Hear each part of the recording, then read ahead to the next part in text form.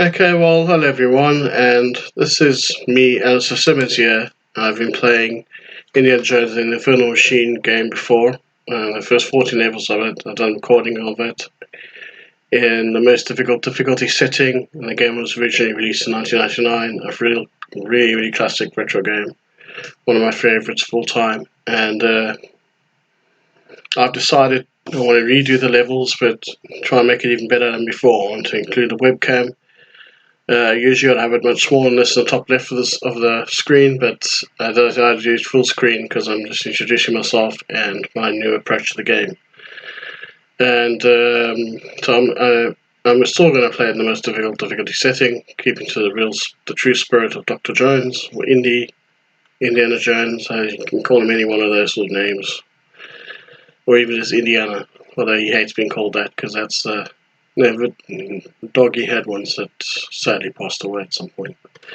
Anyway, now I want to say, as an introduction to this game of my new approach, some of things don't work quite as I would want, and I spend a heck of a lot of time trying to fix things and make it as best functional as possible, but unfortunately in life sometimes you can't get everything right exactly as you want it. I've just done the best I can, a few compromises here and there, but the webcam part I've got no problems with. And the audio recording is fine. It's more when I'm in the game itself that there's a few issues. Like when I go to the menu screen as one example, then looking at the different windows in the menu to explain the different functionalities, tools you can use in the game, then what you see the problem is, can I say, yeah, it can only be shown in display mode when doing recording in OBS Studio, because that's where I do most of my recordings in OBS Studio, you see. But it doesn't always come out all that clearly, like what's inside the windows or boxes in the nameplate. So the writing, the stuff to read, I mean. So I found an alternative solution is in Wondershare Filmora. There's a way of doing it a bit more clearly. But then the issue with that is lagging. There's a bit more lagging with the video if it's. So what I try to do is avoid using Wondershare Filmora until I'm actually in the menu. So there's a minimum of lagging, because when it's actual the game with Indies movements and stuff, then there's a lot more lagging usually. So I know it sounds like a really long spiel, but I'm just trying to explain as best I can what to expect and be prepared for in terms of a few imperfections here and there. And yeah, another difficulty is the have windowed mode and stuff. Sometimes I have to keep switching from full screen mode to windowed mode so that you're able to see the webcam. This picture of me. Because without that, working as it should, it's obviously quite frustrating then. So yeah, I've done the best I can. So sometimes it will suddenly switch to window mode. There might even be a few blank bits. Screen goes black for a couple seconds and then it shows what I'm doing in the game. So that's usually just in the menu. So yeah. Okay, well, I think that's all that the imperfection part's over and done with now. Done and dusted, explained properly. And yeah, so one last thing I'll do is cover just the game itself in brief. I don't think I've ever done that before. And I'd rather do it now in an introductory video rather than during the game, because it's much harder to remember things to say while playing the game itself. I really like the way it starts out, where the first level is called Canyonlands, basically the Grand Canyon in the southwest of America.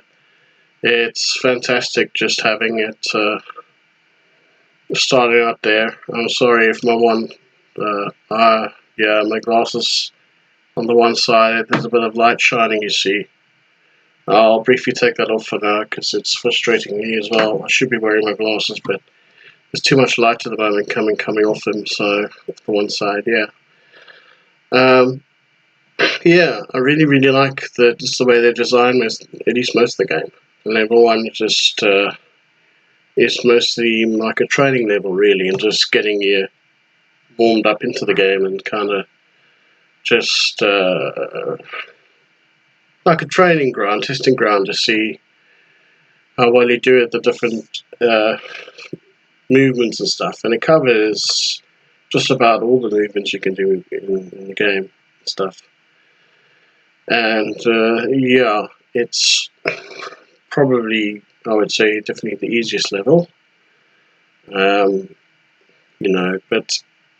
going into level 2, it's not too much of a step up in difficulty. Just that then you start having to face a few scorpions, quite a few of them actually, and Russian soldiers in the game.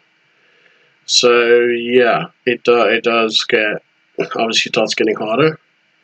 And then level 3, that's more in snowy terrain, because level 2 is in Babylon. Yeah, it's a lot of different terrains and environments, surroundings and that. Level 3 is like a nice sort of change from level 2 in terms of environment. And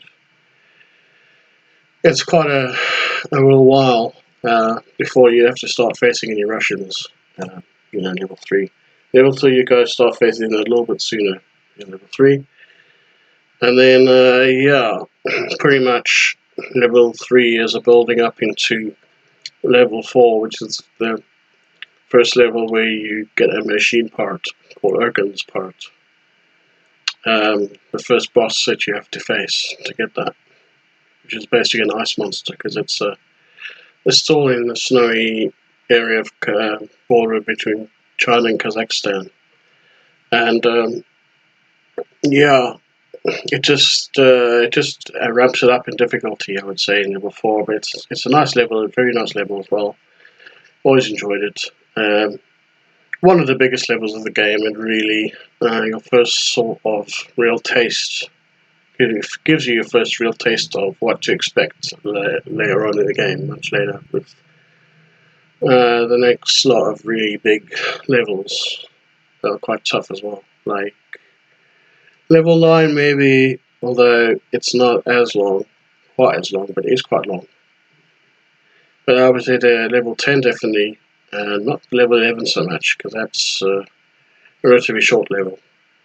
But level 12 and level 13 and level 14, they're sort of on the same sort of scale as level 4 in terms of length and, yeah, just challenge and problem solving with puzzles. So yeah, but it all adds to the excitement and challenge of it, you see. And I think that, yeah, for the most part, it's a really brilliantly designed game. Of course, it's got its issues and problems, like almost any game does, really. But for the time it came out in 1999, they did a fantastic job, and I don't think they could have actually done any better than that, really. What's going on? A little bit of fluff there, I don't know. Yeah, just they did a brilliant job of it. So my only other criticism would be with the treasures, that sometimes there's some repetition. So you might, a few running jokes from me to do with that, and then they go, yay! There'll be a sarcastic joke to the designers, and if I designed the game, I would have done it differently. And maybe one other criticism is that there are some areas which are, especially in the dark areas, you have to put the flashlight on.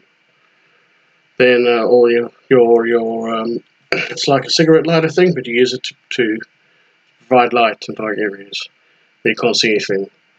Is that they don't always include something in those spots. And if I designed the game, I would have maybe like even possibly taken some of the treasures or other items like first aid kits, etc., that you could find in the lighter areas, and rather put them in the dark areas. That's just me personally. Yeah. So, and there's one or two spots where I think it's actually only one spot in the game where the scorpions infinitely respawn, which is some point in level 13, King Solomon's Mines, it's called. But yeah, you just have to basically get through that section as quick as you can, and ignore the scorpions because it's going to keep respawning. That's only other real sort of design fault I can think of, where they shouldn't have had it like that. They should have had it where once the scorpion is dead, it's dead. No more scorpion to come to replace that one. Basically, therefore not an infinite loop of scorpions. Okay, so that's the introduction done and finished.